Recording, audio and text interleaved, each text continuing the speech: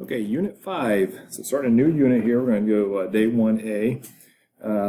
So at the top here, I copied off, these are a bunch of trig identities that we've already learned. We've actually gone through every single one except for these two. We did not talk about those. Take a moment, look over them.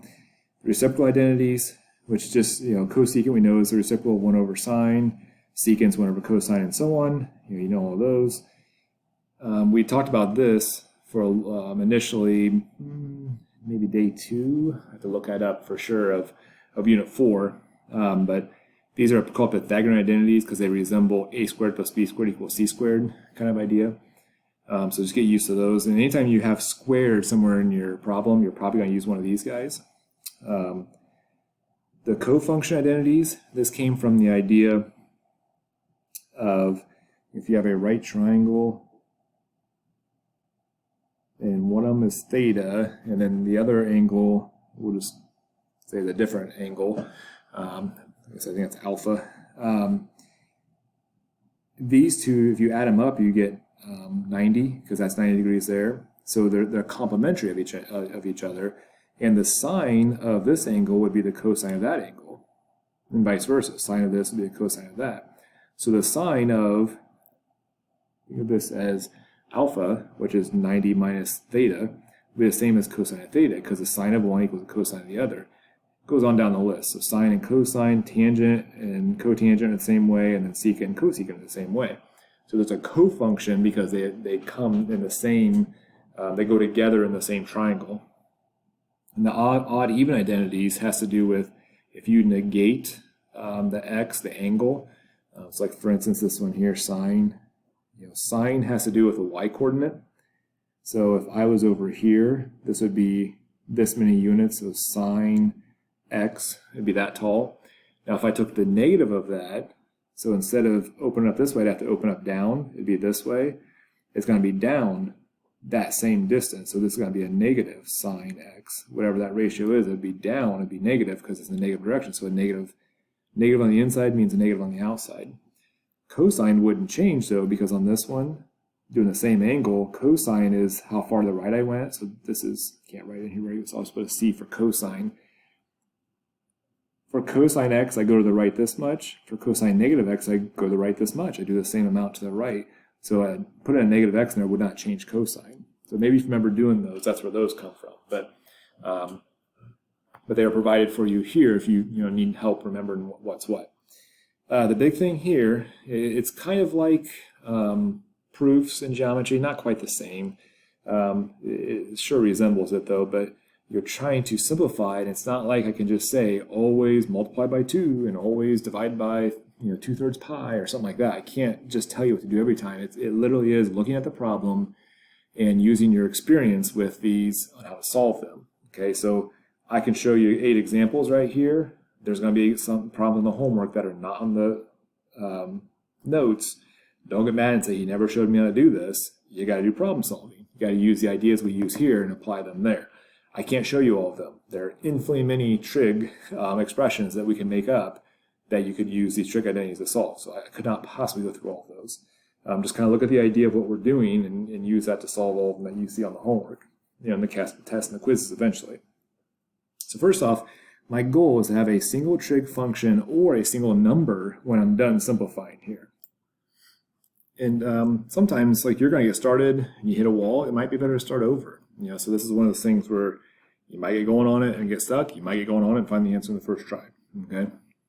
So on this guy here, we have that the secant theta times sine theta, and we want to simplify that to one function.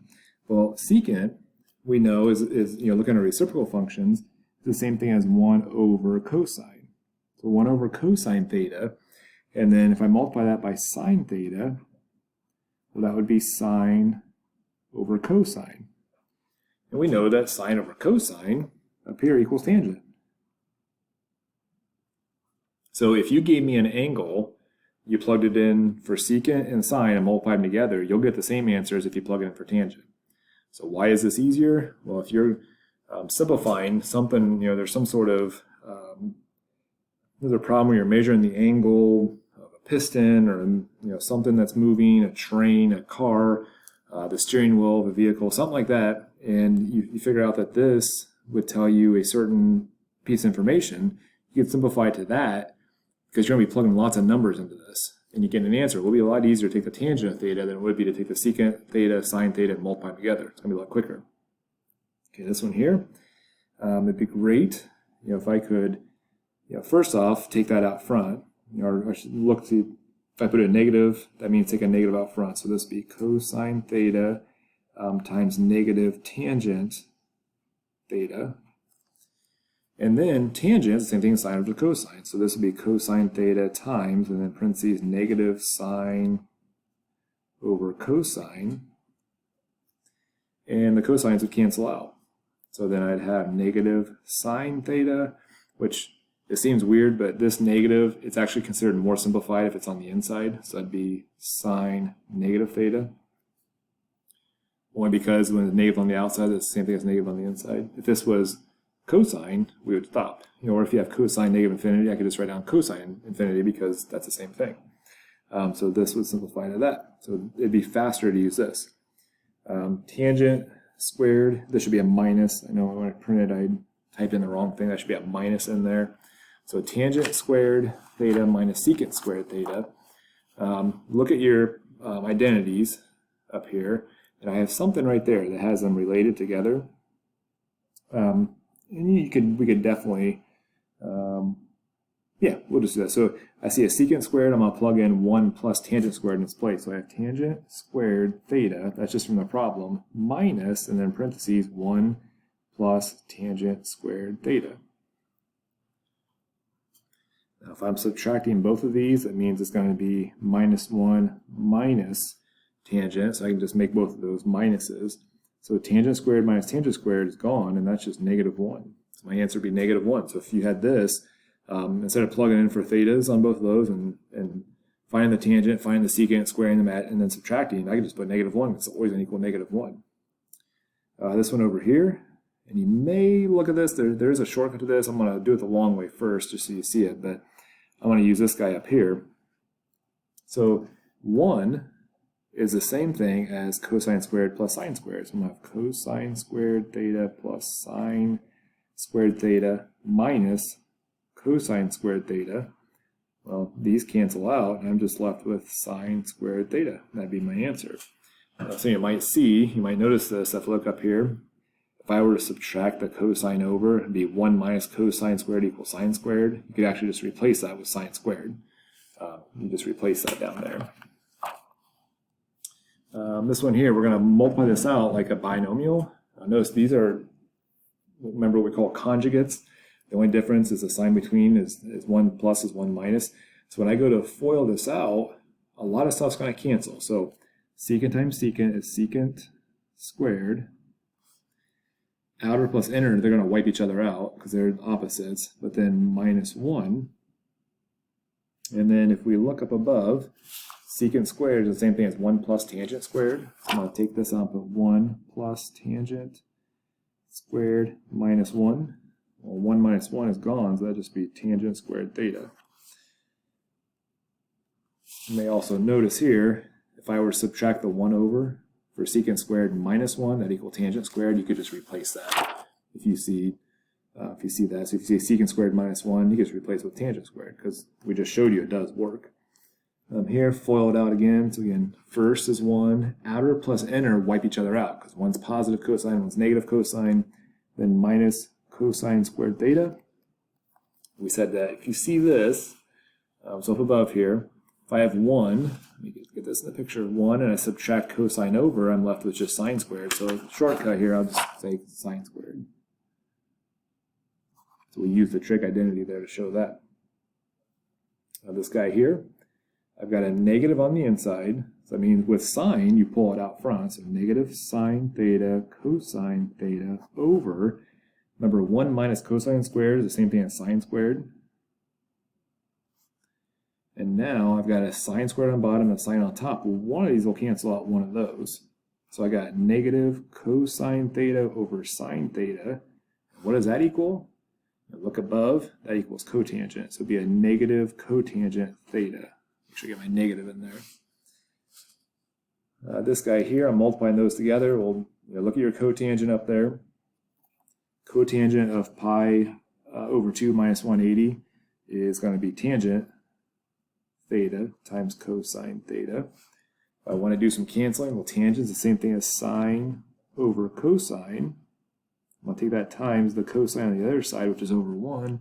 Cosines cancel. I'm left with sine. Okay. Now let's flip this over.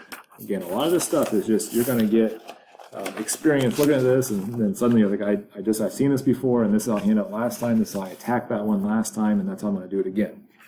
So this guy here, same identities. I just copied them over. That way you can see them. You don't have to flip your paper back and forth while you're doing this. But it says I'm supposed to find the sine and the cosine ratios if I know the tangent is 5.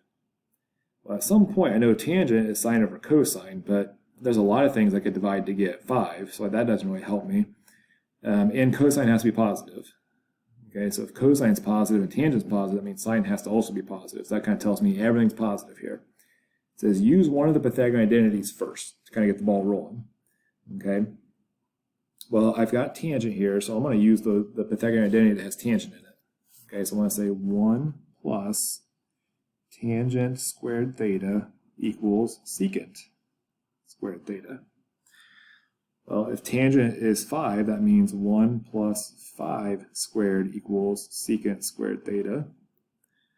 25 plus 1 is 26, so 26 equals secant squared theta.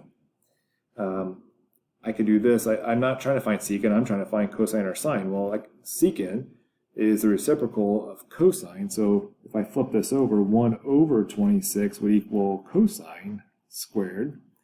And now square root. When you square root cosine, you get plus minus, but I just want, whoops, I don't need to square it anymore. I just want the positive. It says it's positive, so forget the negative. My square root is actually plus minus, but throw the negative out. I got the square root of 1 over 26, which if I rationalize that, that'd be 1 over radical 26, which would equal radical 26 over 26. So there's cosine. Now, probably the faster way, there's 2 routes you could take. The fastest route then is use the idea that tangent theta equals sine over cosine. Okay, and tangent's 5, so I can plug 5 in. So 5 equals sine over, well, I just found that this is radical 26 over 26. So if I'm trying to solve for sine, I'm going to multiply by this bottom, multiply by radical 26 over 26. So this would be 5 radical 26 over 26. That would equal my sine. Both positive, meets all our criteria, and there's my answer. This one here says find what is the cosine of pi over 2 minus theta if sine is 0.35. Well, what is cosine? So if you look up above, cosine of pi over 2 minus pi, or minus theta is actually sine. So I can replace that, and I say this is sine of, so that equals this, which happens to equal 0.35. So if sine equals this, then the cosine of radical 2, the cosine of pi over 2 minus theta is also 0.35. So that was a lot easier than the first one. And this one here, now remember with cosine, we're trying to find what is the cosine of this if we know this information. So we can kind of manipulate both of them until we meet in the middle if we want. You can manipulate one to match the other one. It's really up to you what route you want to take. But I know that cosine of negative theta, cosine's one of them that negative doesn't affect it. So this is just cosine theta, which equals the same thing. If you go above here, where's that here? There it is. So cosine theta actually equals sine of pi over 2 minus theta.